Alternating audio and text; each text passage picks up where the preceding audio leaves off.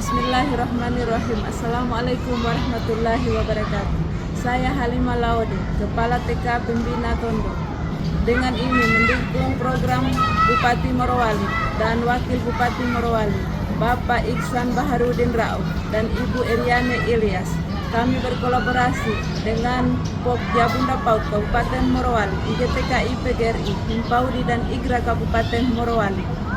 Pada hari ini, Senin 16 Juni 2025, kami melaksanakan penyamaian bibit cabai secara serentak atau membibit gintah meronga-ronga pada Lembaga PAUD se-Kabupaten Morowali.